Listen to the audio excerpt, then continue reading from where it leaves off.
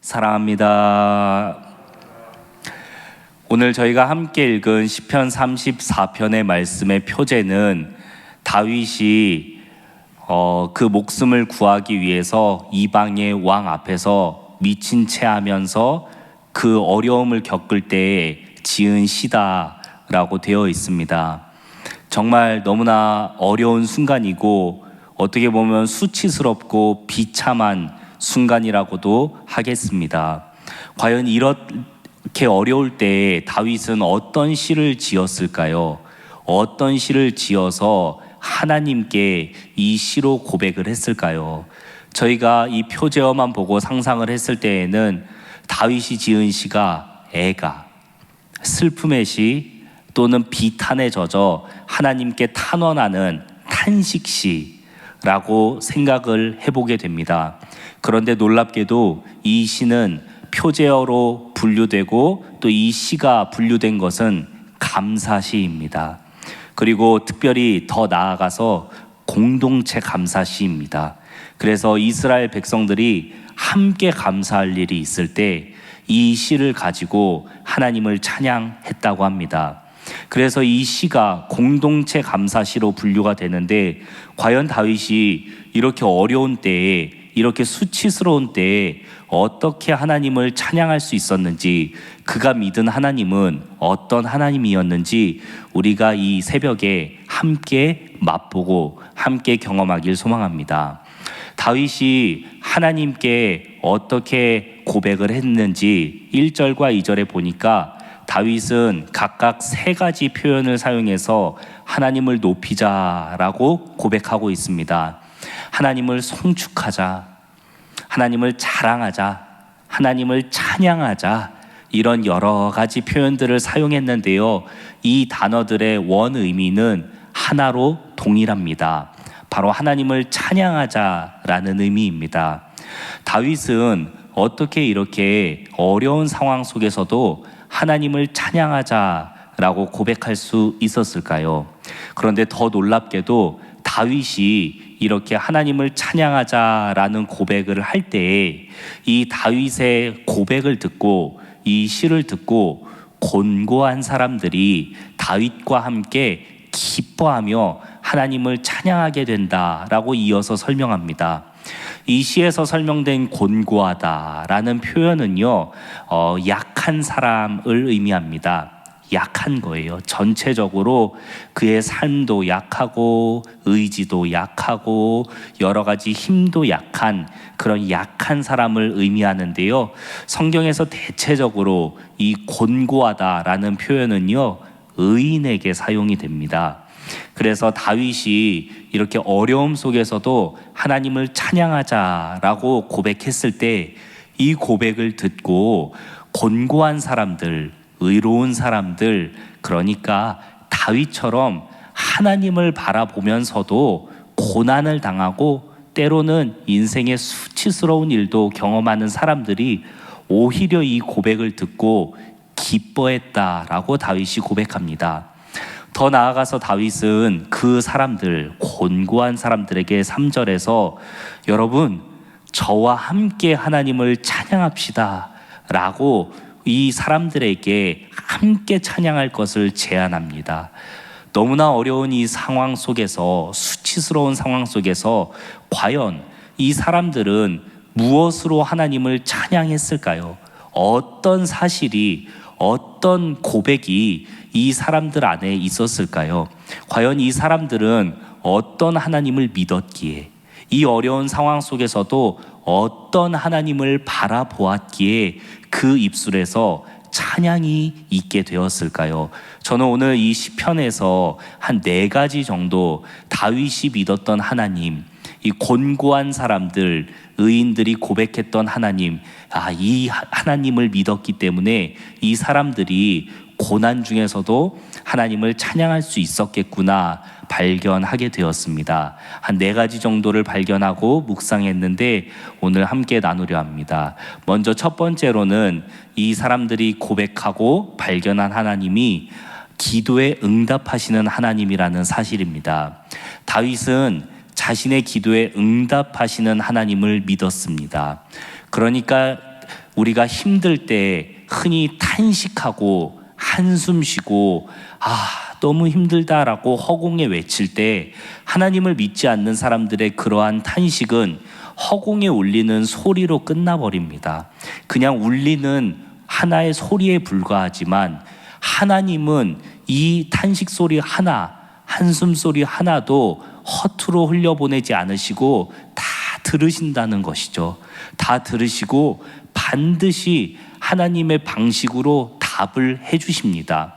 그것이 설령 우리가 생각하고 내가 원하는 그러한 방식의 응답이 아닐지라도 하나님은 어떠한 방식으로도 어떠한 때에라도 하나님의 방법에 맞게 우리에게 응답해 주신다. 이 사실을 다윗은 믿었습니다. 그렇기 때문에 지금 내 눈앞에 닥친 현실이 너무나 어렵고 수치스럽더라도 하나님이 반드시 듣고 계시고 하나님이 반드시 우리에게 하나님의 좋은 선한 길로 우리를 인도해 주실 것을 믿었던 것이 바로 다윗과 곤고한 사람들이 하나님을 믿고 찬양했던 첫 번째 이유라고 이 시에서 발견할 수 있습니다. 두 번째 이유는 다윗의 그 마음을 두려움에서 건지시는 것을 다윗은 믿었습니다. 다윗이 지금 어떤 상황에 놓여져 있습니까? 사울을 피하려고 이방 왕 앞에서 미친 척 연기를 했던 상황입니다. 이 자세한 상황은 사무엘상 21장에 등장하고 있습니다. 표제어에서는 아비멜렉 왕 앞에서라고 되어 있는데 사무엘상 21장에서는 가드 왕 아기스, 블레셋에 있는 한 지역의 가드의 왕 아기스 왕 앞에서 다윗이 미친 사람인 척 연기를 해서 왕이 우리 나라에 사람이 없어서 미친 사람을 내 앞에 데려왔느냐? 얼른 우리나라에서 쫓아버려라 라고 얘기했던 그 사건이 등장합니다. 그래서 이 아비멜렉은 아기스라는 왕의 또 다른 이름이 아니었나 이렇게 학자들이 추측합니다. 다윗이 이 어려운 상황에서 하나님께 이런 찬양을 지었는데요. 그 다윗의 마음은 이 두려운 상황 속에서도 두렵지 않을 수 있는 용기를 갖게 된 것이죠. 그래서 다윗은 이 두려움을 없애주시는 하나님을 찬양했습니다. 그렇습니다. 우리는 때때로 살면서 두려운 순간들을 한두 번 마주치는 게 아니라 여러 번 마주칠 때가 있습니다. 그러나 두려운 상황을 마주쳐도 우리가 그 고난과 역경을 이겨낼 수 있는 것은 그 마음에 하나님께서 주시는 담대함이 있을 때, 하나님께서 나와 함께 하시다는 확신이 있을 때 우리는 그 두려움을 때때로 우리의 힘을 넘어서 뛰어넘게 되는 것을 경험합니다. 바로 다윗은 그 하나님을 경험했었습니다. 그리고 지금 이 어려운 순간에도 그 하나님을 믿었습니다. 나의 두려움을 제거해 주실 하나님, 그리고 실제로도 이 마음에 두려움이 아니라 하나님이 함께 하시다는 평안과 담대함을 주신 하나님을 믿고 하나님을 찬양할 수 있었던 것입니다. 세 번째로 다윗은 그 얼굴에 광채가 나는 것을 경험했었습니다. 다윗은 이 어려운 순간에도 하나님을 앙망하는 자, 그러니까 하나님을 바라보는 자에게 하나님께서 그 얼굴에 광채가 나게 해주실 것이다 라고 고백했습니다. 그러니까 지금 이 사람들의 얼굴에는 근심이 가득해야 되죠. 슬픔이 가득해야 되죠. 그런데 고단 가운데서도 하나님을 바라보는 사람들에게 하나님께서는 그 얼굴에 광채가 나게 해주실 것이다 라고 이렇게 다윗이 고백하면서 어려움 속에서도 내 얼굴을 빛나게 해주실 하나님, 그리고 내가 수치당하는 것을 면하게 해주실 하나님을 믿었습니다.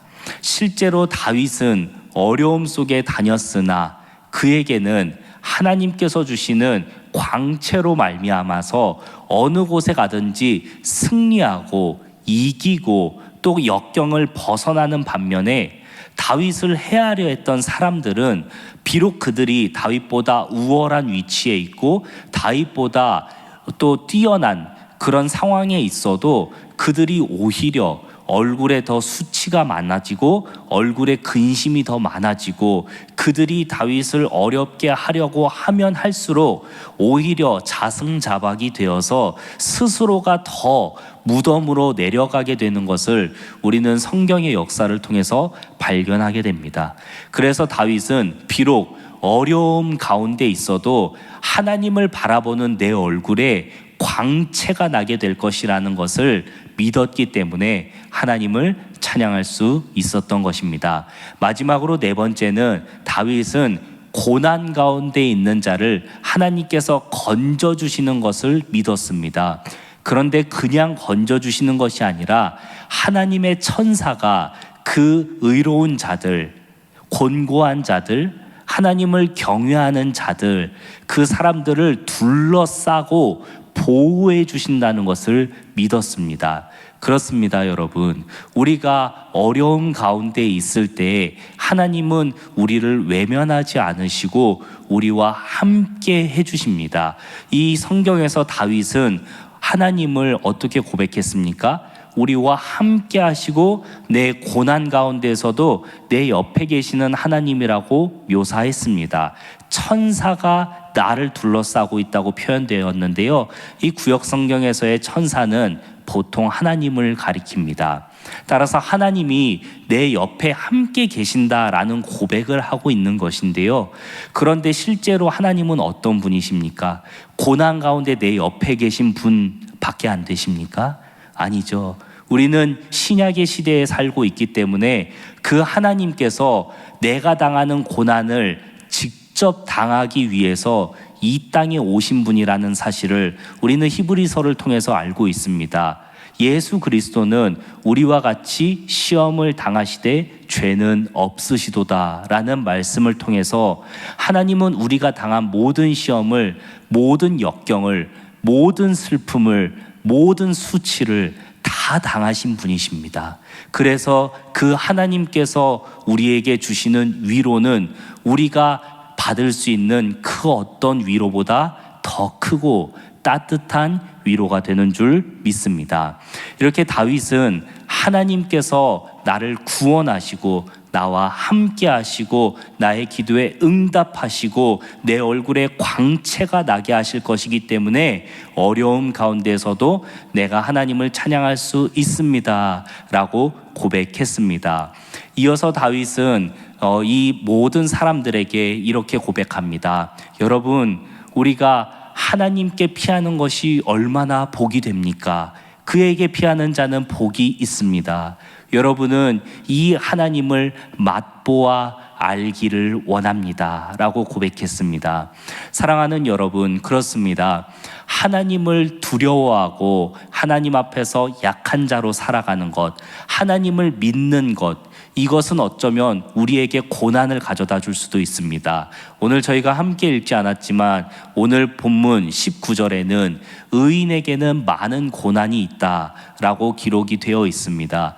또한 사도 바울 역시도 베드로 후서 1장 5절에서 우리는 예수 그리스도로 인하여 많은 고난을 받게 된다 라고 고백합니다. 그러나 이어서 사도 바울은 예수 그리스도로 인해서 우리가 많은 고난을 받지만 또한 예수 그리스도를 통해서 우리는 많은 위로도 받게 될 것이다 라고 고백합니다. 이 시에 나오는 다윗도 하나님을 제대로 믿고 하나님 앞에서 마음이 약하고 하나님을 경외하는 자로 살지 않으려고 했었더라면 이런 어려움을 경험하지 않아도 되었을지 모릅니다. 왜냐하면 다윗이 가지고 있었던 그의 명성, 그의 젊은 힘, 그를 따르는 많은 사람들, 이런 상황들로만 보았을 때 그가 만일 사울과 대적해서 싸웠더라면 이렇게 이방 왕 앞에서 미친 척을 하면서까지 생명을 구걸해야 하는 이런 역경은 당하지 않아도 되었을지 모릅니다.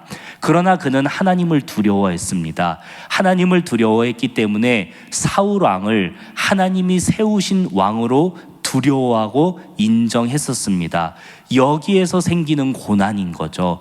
그래서 다윗은 비록 이방왕 앞에서는 미친 척하면서 생명을 구했을지 몰라도 그가 이 가드 땅을 벗어나면 다시 자기 생명을 위협하는 사울 왕의 위협에 처하게 되는 것입니다. 우리 역시도 하나님을 믿지 않았었더라면 우리가 어떠한 어려움을 경험하지 않아도 되었을지 모릅니다. 가족들과 겪는 어떠한 어려움들, 우리가 하나님을 믿지 않았더라면 회사에서나 사회에서 조금 더 편하게 행동해도 되었을 것들, 우리의 양심을 외면해도 되었을 것들, 여러 가지 일들이 있으나 하나님을 두려워했던 다윗은 그럼에도 불구하고 하나님을 따르길 원했습니다. 그 상황 가운데서 하나님을 맛보길 원했습니다. 우리의 지혜로 다 해결할 수 없는 일을 만났을 때 어머니에게 찾아가서 도움을 구할 우리의 어린아이와 같은 모습, 우리의 힘으로 다 해결할 수 없는 일을 만났을 때 아버지에게 찾아가서 도움을 청하는 그 어린아이와 같은 모습, 비로소 그때야 우리가 부모님께 찾아가서 우리의 부모님의 지혜를, 우리 부모님의 강한 힘을 맛보아 아는 것처럼 때때로 우리는 고난 가운데서만 맛볼 수 있는 하나님의 성품을 경험하게 됩니다. 말씀을 맺겠습니다. 사랑하는 여러분, 다윗은 즐거울 때에도 기쁠 때에도 하나님과 함께하기를 원했습니다. 즐거울 때 맛보는 하나님의 따뜻한 격려가 있다면 슬프고 어려운 때에 맛볼 수 있는 하나님의 위로와 격려도 있는 줄 믿습니다. 하나님께서는 우리가 슬플 때나 기쁠 때나 언제나 우리와 함께 하시길 원하십니다. 우리의 아버지 되신 하나님께서 늘 우리와 함께 하시며 고난 중에서도 우리를 건져주시고 우리에게 그 고난을 이겨낼 힘 주시는 줄 믿습니다. 그래서 우리가 어디에 있든지 우리가 어떤 상황을 만나든지 그곳이 천국이 되고 우리의 마음이 늘 평안할 수 있는 줄 믿습니다.